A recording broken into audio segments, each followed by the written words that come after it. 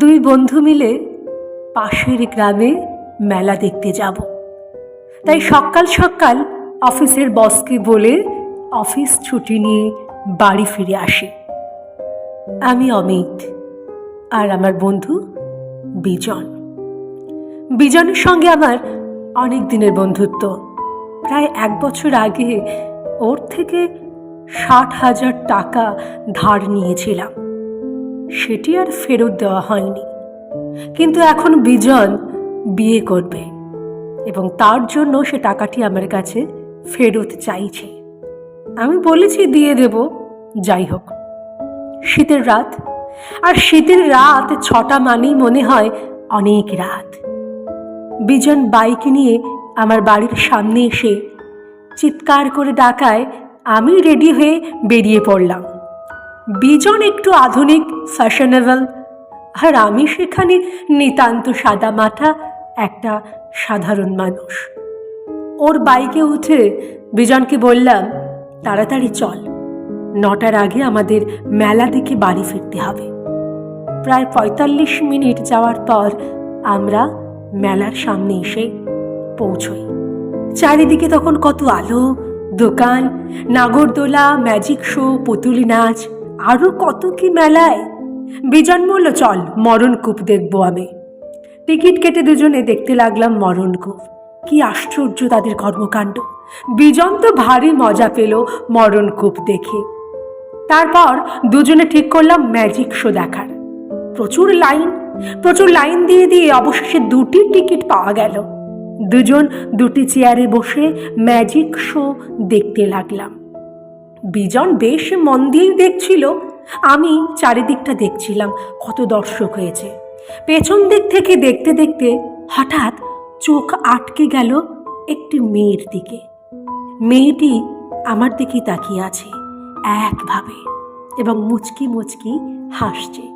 ঠিক 5 মিনিট পর আবার যখন তাকাই, দেখি একইভাবে আমার দিকে মুচকি হেসে তাকিয়ে রয়েছে মেয়েটি। বড় অদ্ভুত, বড় আজব লাগলো আমার। আমাকে কি উনি চেনেন? আগে কি কখনো দেখেছেন?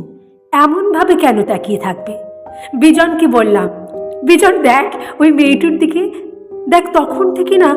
যখন থেকে আমরা ঢুকেছি এখানে মেয়েটি আমার দিকেই তাকিয়ে আছে। বিজন মজা করে বলল, দেখ হয়তো তোকে পছন্দ হয়েছে। দাঁড়া, একটু কথা বলে আসি, তুই এখানেই বস। আরে না, অত কথা বলা দরকার নেই। আরে তুই বস না, দেখি না কি বলতে চায়, আমি এক্ষুনি আসছি। এই বলে বিজন চলে গেল সেই মেয়েটির সাথে আলাপ করতে। আমি মন দিয়ে ম্যাজিক দেখছিলাম। হঠাৎ বিজনের কথা মনে পড়ল। এ কি, বিজন যে এখনই এলো না? এই বলে সেই দিকে তাকিয়ে দেখি সেই মেয়েটিও নেই আর বিজনও নেই। 2টি চেয়ার ফাঁকা। আমি এদিক ওদিক তাকাতে লাগলাম, না, কোথাও দেখা যাচ্ছে না তাদের। তবে কি ওরা কথা বলার জন্য বাইরে চলে গেল? ম্যাজিক শেষ হয়ে যাওয়ার আমিও প্যান্ডেলের বাইরে বেরিয়ে আসলাম আর এদিক ওদিক তাকাতে লাগলাম, না, কোথাও দেখা যাচ্ছে না তাদের। মনে মনে খটকা লাগলো। হাতে মোবাইলটা বার করে বিজনের ফোনে ফোন করলাম। 2-3 বার রিং হওয়ার পর বিজন ফোন রিসিভ করে এবং আমাকে বলে, আমি আসছি। রাত বেশি হওয়ায় মেলাও ফাঁকা হতে শুরু করলো। একে একে সকলে যে যার বাড়ি ফিরে যায়, কিন্তু বিজন তখনও এলো না। এবার ফোন করাতে রিং হয়ে কেটে গেল। ভাবছি বাড়ি ফিরবো কি করে। এদিকে বিজনের জন্য চিন্তা হচ্ছে, কোথায় গেল ছেলেটা? এত রাতে কিছুই পাবো না আমি। মেলায় একা থাকাও নিরাপদ নয় ভেবে মেলা থেকে বেরিয়ে গেলাম। শীতের রাত, ঘটঘটে অন্ধকার, চারিদিকে নিস্তব্ধ, কোথাও কিছু নেই।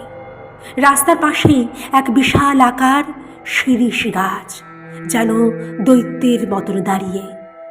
একটা কুকুরও দেখা নেই রাস্তায়। একলা কেমন গা ছমছম করছে। মোবাইলের টর্চটি জ্বালিয়ে আমি বাড়ির পথ ধরে একলা হাঁটতে লাগলাম। যেখানে বিজন বাইক রেখেছিল, বাইকটিও দেখলাম নেই। ভাবলাম আমাকে ভুলে গিয়েছে হয়তো, নিজেই হয়তো আগে বাড়ি চলে গেছে। অনেকটা পথ হাঁটার পর রাস্তার পাশে একটি চায়ের দোকান দেখতে পেলাম। অত রাতে কিন্তু তবুও খোলা দোকানটি। আমি একটু বিশ্রামের জন্য আর একটু জল খাওয়ার জন্য চায়ের দোকানের সামনে এগিয়ে গেলাম। দোকানের সামনে রাখা চেয়ারে বসলাম। দেখি একজন বয়স্ক মানুষ, গায়ে চাদর, মাথায় টুপি, গলায় মাফলার জড়িয়ে রাখা। তিনি দোকানে চা তৈরি করছেন। আমি বললাম, দাদু এক গ্লাস জল হবে? দাদু আমাকে তৎক্ষণাৎ জলের পটটি এগিয়ে দিলেন। জল খেয়ে জলের পটটি ফিরিয়ে দিতে গিয়ে দেখি দাদু আমারও এদিকে তাকিয়ে আছে অপালক। বললাম, কিছু বলবেন আমায়? আগে হ্যাঁ, বলছি এত রাতে কোত্থেকে আসছেন মশাই? আর এত রাতে এত বা হাঁপাচ্ছেন কেন? আমি শুনে বললাম, ওই বলরামপুরের মাঠে যে মেলাটি হয় সেই মেলায় গিয়েছিলাম। রাত হয়ে যাওয়ায় গাড়ি ভ্যান কিছুই পাইনি, অগত্যা পায়ে হেঁটে আমাকে বাড়ি যেতে হচ্ছে। মেলা? কই এখানে আশেপাশে তো কোনো মেলা হচ্ছে না। একটি মেলা হয়, তাও সে আবার চৈত্র মাসে, গরমের সময়। তাও হয় বলরামপুর স্টেশনের পাশে। বলরামপুর মাঠে মেলা হবে? বলরামপুর মাঠে মেলা হবে কি করে? ওটা তো শ্মশান। অনেক দিন থেকেই এই 5-6 গাঁয়ের মানুষ মারা গেলে ওই বলরামপুর শ্মশানেই পড়ানো হয়। আমি শুনে অবাক হয়ে তাকিয়ে আছি। বললাম, কিন্তু কিন্তু আমি যে ওই মাঠের মেলা থেকে আসছি, আমাকে বিশ্বাস করুন। দাদু বললেন, এই দোকানদারি করতে করতে আমি বুড়ো হয়ে গেছি। কখন কোন মেলা হচ্ছে আর হচ্ছে না সেই ভুল খবর আমি দেব না তোমাকে। ওই মাঠের দিকে সন্ধ্যার পর কেউ যায় না। সে কি এত ভুল, এতটা ভুল? এবার যেন ভয়টা আমার বেশি লাগছে। বিজনকে নিয়ে চিন্তা হচ্ছে, কোথায় গেল ছেলেটা। কিছুক্ষণ বসে থাকার পর দূরে একটা গাড়ির আলো দেখতে পেলাম, এই দোকানের দিকে এগিয়ে আসছে। অবাক হয়ে গেলাম, দেখি বিজন। আমাকে দেখে বলল, ওঠ বাড়ি চল। আমি বাইকে উঠতে যাব, দাদু অমনি আমার হাত চেপে ধরল। বলল, ওই বাইকে উঠবে না, ও তোমার বন্ধু নয়, ও একটা ভূত। উঠবে না খোকা, আমার কথা শোনো, উঠবে না। বিজন বলতে লাগলো, এদিকে বাঁচতে চাস তো শিগগির আমার বাইকে ওঠ। এই এলাকায় একটাও মানুষ নেই, এরা কেউ মানুষ নয়, সকলে ভূত, তাড়াতাড়ি বাইকে ওঠ। আমাদের এই এলাকা ছাড়তে হবে, বাড়ি গিয়ে সব বলছি তোকে অমিত। আমি কি করব বুঝতে পারছি না। বিজনের বাইকে উঠেই পড়লাম। দাদু তখনও বলছে, বাঁচবে না তুমি আজ, ও তোমার বন্ধু নয়, তোমাকে মেরে দেবে, তুমি যেও না ওর সাথে। বাইকে বসে বিজনকে কেমন অদ্ভুত লাগছিল। এক মনে দ্রুত বেগে গাড়ি চালাচ্ছিল।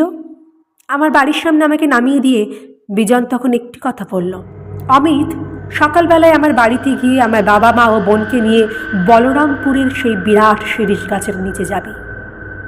এই বলে সে আবার দ্রুত গতিতে গাড়ি চালিয়ে চলে গেল। কথাটা কেমন অদ্ভুত না? কেন আমাকে বলল? কেন ওখানে, কেন যাওয়ার কথা বলল সে? সেদিন রাতে আর ঘুম হয় না। ভোরের দিকে ফোন আসে। ফোনটি করেছে বিজনের বোন। সে আমায় বলল, অমিত দা, তোমরা দাদা না রাতে বাড়ি আসেনি, তুমি কিছু জানো দাদা কোথায়? আমি বললাম, কেন? আমাকে তো বাড়ি নামিয়ে দিয়ে বাড়িই তো চলে গেল। ওপার থেকে বিজনের বোন বলল, না অমিত দা, কাল দাদা বাড়ি ফেরেনি। তখন আমার গত রাতে বিজনের সেই কথা মনে পড়ল। তৎক্ষণাৎ বিজনের বাড়ি গিয়ে একটা অটো নিয়ে বিজনের বাবা মা বোনকে সঙ্গে নিয়ে বলরামপুরের দিকে এগোই। পথেই কাকুর ফোনে একটা ফোন আসে। আমরা যখন ওখানে পৌঁছই দেখি বিজনের শরীর ঝুলছে সেই বিশাল দৈত্যকার শিরীষ গাছের ডালটি থেকে। কেউ তাকে মেরে গেছে, কেউ তাকে মেরে গাছে ঝুলিয়ে দিয়েছে। পুরো শরীর জুড়ে নখের আঁচড়, নৃশংসভাবে তাকে খুন করা হয়েছে। কিন্তু আশ্চর্য, বিজনের 2 হাতের আঙুলে 3টি সোনার আংটি ছিল, বাম হাতে দামি ঘড়ি ছিল। পকেটে ছিল বেশ কিছু টাকা আর মোবাইল। সেগুলি ঠিক সেইভাবেই অক্ষত আছে, সেগুলি একটা কিছু খোয়া যায়নি। কিন্তু বুক থেকে তলপেট পর্যন্ত কাটার দাগ, দ্রুত কেটে তারপর আবার সেলাই করা, বুক থেকে পেট পর্যন্ত। গা শিউরে ওঠে দেখলে সেই কাটা। বিজনের বডি গাছ থেকে নামিয়ে পোস্টমর্টম করার জন্য পাঠানো হয়। আমি বাড়ি ফিরে আসি। সেদিন রাতে আচমকা আমার জ্বর আসে। বাড়িতে একা। রাত তখন ঠিক 2টো বাজে। তখন হঠাৎ দরজায় কেউ আওয়াজ করছে। এত রাতে কে? ধীরে ধীরে দরজার দিকে এগোই, চিৎকার করে বললাম, কে? বাইরে থেকে উত্তর এলো, আমি বিজন, তোর বন্ধু। আমি ভয় পেয়ে আঁতকে উঠলাম। কিছুক্ষণ পর ফের দরজায় আওয়াজ। কি করব বুঝে ওঠার আগেই আমার কাঁধের উপর হাত রাখে। আমি চমকে যাই। ভয়ে কাঁপতে কাঁপতে পিছন ফিরে দেখি বিজন তার কাটা ছেঁড়া শরীর নিয়ে আমার সামনে আমার দিকে তাকিয়ে দাঁড়িয়ে। ভয়ে বললাম, ছেড়ে দে আমায়, ছেড়ে দে আমায় বিজন, ক্ষমা করে দে আমায়, ছেড়ে দে আমায়। বিজন তখনও এক দৃষ্টিতে তাকিয়ে আছে আমার দিকে, ভয়ঙ্কর সেই চাহনি। বিজন বলল, কেন? কি করেছিস তুই? কেন ভয় পাচ্ছিস আমাকে? কি করেছিস তুই? আমাকে ছেড়ে দে বিজন। বিজন, আমি অন্যায় করেছি। বিজন, আমাকে ছেড়ে দে। বিজন, আমাকে মারিস না, আমাকে ছেড়ে দে বিজন। কেন? কেন করলি? কেন আমাকে আমার বাবা মা বোনের থেকে ছিনিয়ে নিলি অমিত? কেন করলি? কেন? ভেবেছিস বেঁচে যাবে? বেঁচে যাবে তুই? কাল সকালের জন্য প্রস্তুত থাক। প্রস্তুত থাকিস। পাপ কখনো লুকিয়ে রাখা যায় না। তোকে যে এর শাস্তি পেতেই হবে, তোকে যে এর শাস্তি পেতেই হবে। আচমকা আমার ঘুম ভেঙে যায়। আমি ঘামতে থাকি। চারিদিকে অন্ধকার। আমার গা হাত পা ঠান্ডা হয়ে গেছে। পরদিন সকালবেলায় পুলিশ আসে অমিতের কাছে। পুলিশ বলে, বিজনের পোস্টমর্টম রিপোর্ট আমরা পেয়েছি। সেখানে লেখা আছে বিজনের দেহের ভিতর কিডনি, হার্ট কিছুই ছিল না, কিন্তু তার পরিবর্তে দেহের ভিতর থেকে অদ্ভুত এক জিনিস পাওয়া গেছে। অমিত বাবু, আমরা আপনাকে অ্যারেস্ট করলাম। থানায় চলুন, ফাঁসির আদেশ হওয়ার আগ পর্যন্ত জেলেই পচে মরুন। আমি কি করলাম? আমি তো এই ব্যাপারে কিছু জানি না। আমি তো কিছু করিনি। আমি ওর ভালো বন্ধু ছিলাম। আচ্ছা, তাই নাকি? আপনি ভালো বন্ধু? আচ্ছা অমিত বাবু, আপনার হবু বউয়ের দেওয়া আংটিটি কোথায়? আছে হয়তো কোথাও। কেন, আমার তো আঙুলেই আছে আংটিটি। এই তো দেখুন। এ কি, আমার আংটিটি? হ্যাঁ, আংটিটি কোথায়? যেটি আপনার হবু বউ আপনাকে আঙুলে পরিয়ে দিয়েছিলেন। আংটিটি? এ কি আমার আংটিটি কোথায়? পেলেন না তো? আংটি আপনি পাবেন না।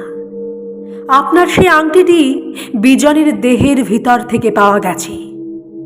বিজনের শরীর কেটে আবার সেলাই করার সময় তাড়াহুড়োতে বুঝি বিজনের দেহের ভিতরেই থেকে যায় আপনার আংটিটি। কি ভেবেছিলেন খুন করে পার পেয়ে যাবেন? মিথ্যা দিয়ে সত্যকে ঢাকা যায়? সত্য একদিন না একদিন ঠিক বেরিয়ে আসে অমিত বাবু। তার আপন ঠিকানায় আপনি ধরা পড়ে গেছে। আপনি খুনি। আপনি খুন করেছেন বিজনকে। চলুন আমাদের সাথে।